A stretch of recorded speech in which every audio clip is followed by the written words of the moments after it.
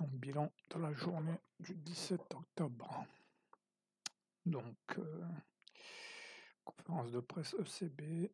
Ensuite, un fait speech à 17h. Calendrier de la semaine. Il y avait les earnings de Netflix à la clôture. Ça, c'est typiquement le genre d'événement qui peut créer un environnement bizarre. Donc, rappel, comme je n'ai toujours pas retrouvé mon trading, quand je commence à me focaliser sur le SL ou le TP, j'essaie de deviner le marché, il faut revenir au système, être concentré pour détecter et trader correctement les 2-3 moments ou 2-3 journées directionnelles. Focus maximum, ne pas être complaisant dans les journées easy mode, c'est très important.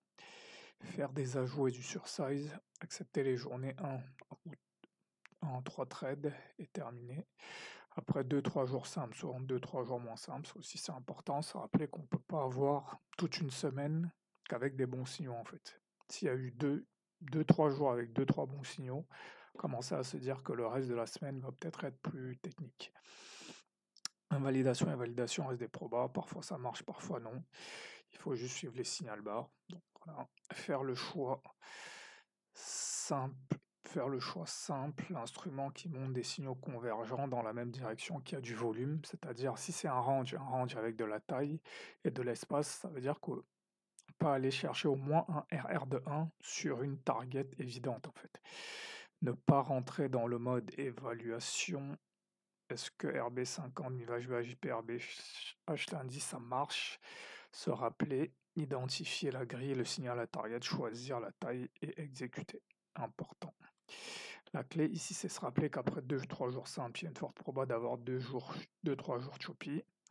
Donc c'est le moment de prendre un à 3 trades et puis stop. Donc il fallait voir hop sur AJP, test AJP ou MIVHB et vendre dès l'open ou le RH à 17h30.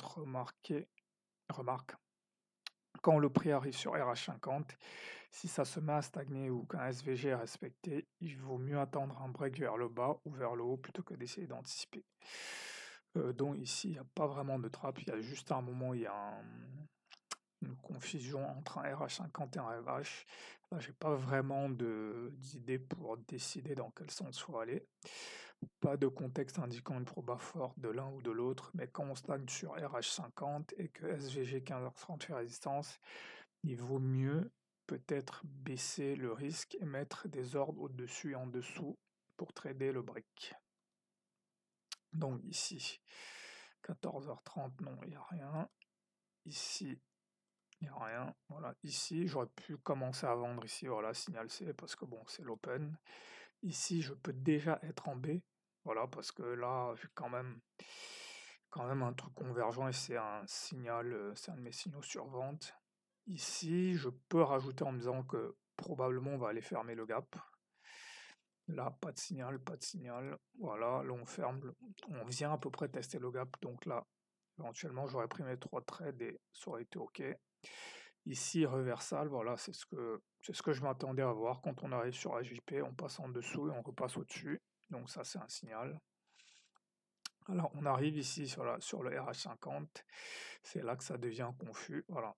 Quand je vois ça, en fait, le RH50, soit il est passé directement, soit on va dire au maximum 3 bougies. À partir de 4, c'est qu'il y a une confusion en fait. Donc typiquement ici, c'est pas une bonne idée d'acheter ici. Vaut mieux attendre vraiment qu'on invalide ce fair value gap et là, se dire que ça va continuer. Ou alors voilà, mettre un ordre au-dessus ici, mettre un ordre en dessous. Voilà, je pense que c'est la bonne manière de trader ça. Donc là ensuite voilà, là il se passe rien, ça stagne, ça stagne. Ici j'aurais pu tenter un RB50 sur le dos, ça se tentait ici, parce qu'il y avait un RR1. Alors j'aurais pu avoir le RR1 ici, voilà. Mais ici aussi à ce moment-là je pensais que je l'avais. Donc voilà, ensuite ici, si j'avais mis un ordre ici sous cette bougie, j'aurais pu avoir un RR de 1 en bas. Donc voilà, ensuite c'est tout. Donc voilà, typiquement, il y a eu il y a eu cette journée de hausse simple, journée de baisse simple, journée de hausse là. Il faut commencer à se dire que c'est plus le moment d'essayer de trader toute la journée en fait. Là, il faut vraiment se dire là, si j'arrive à prendre une ou deux entrées, À partir de maintenant, c'est suffisant en fait. D'où l'importance de trader correctement les journées directionnelles. Donc ensuite, si je regarde le dos ici, on était au-dessus des mi-VHB, on est venu chercher ici. Voilà, ça c'était un très bon swing. Lundi on monte, mardi on baisse, et à partir de mercredi on se met à monter. Ça c'était un très bon swing. Alors en plus, un indice de plus quand même pour se dire que cette journée allait être compliquée, le fait qu'il y ait des earnings à la clôture, en général, c'est un truc qui complique les journées. Donc là, le Nasdaq est pas clair du tout. Ça monte, ça descend, ça monte, ça descend. Il n'y a pas de direction claire. Earning, voilà, une fois de plus.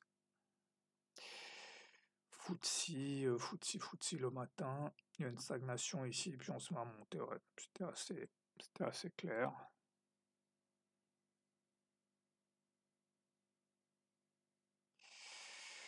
Le DAX, break dès l'open. Donc, il fallait juste poursuivre le break.